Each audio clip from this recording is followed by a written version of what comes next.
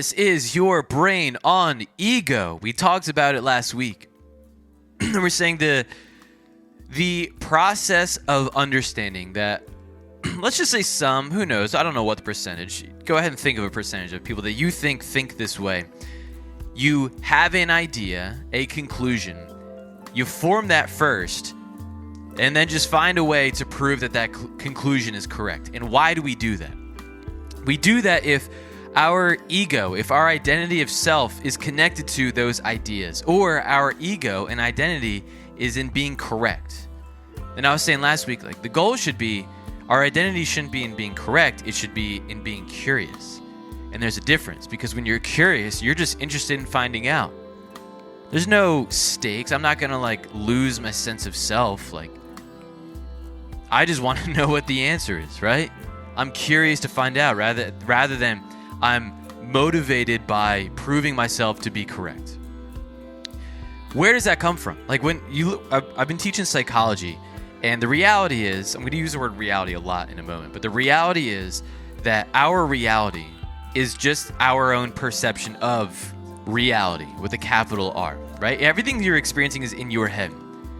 And some people tend to believe that what I'm experiencing, my experience is true.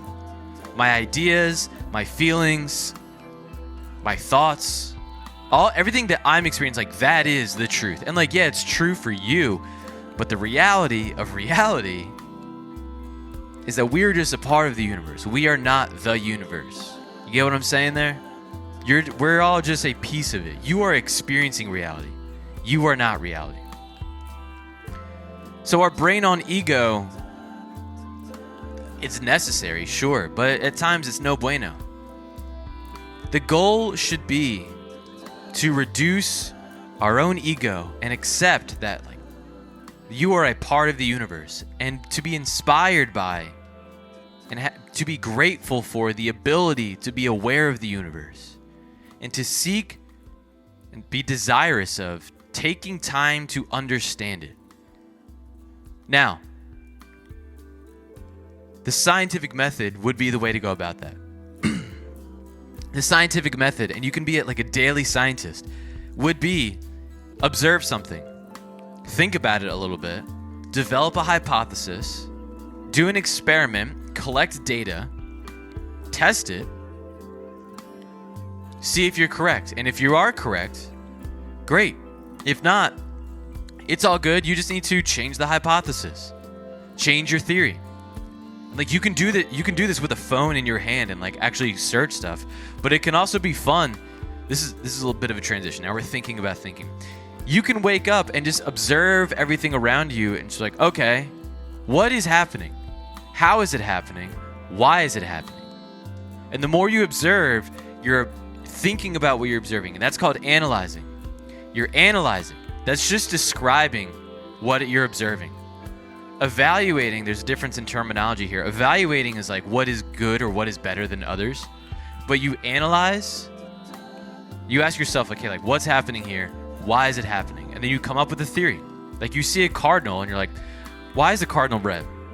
And then hopefully you've learned more about the universe and the way things work. You're okay, here's a theory. And then you could test it out. Now, you don't have the means to put a cardinal or get a bunch of cardinals in a bunch of different situations. But you can at least be thinking as you're learning. And that is a brain with less ego.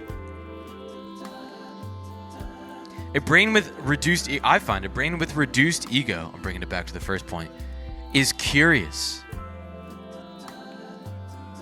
It wants to understand the things that it doesn't understand.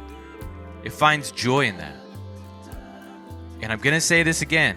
Our identity in being curious and not correct. I feel I might just do a multiple. This is part 2 of this series. Who knows? I could go for a long time on ego and thinking. But how curious are you? Genuinely curious. Something to think about.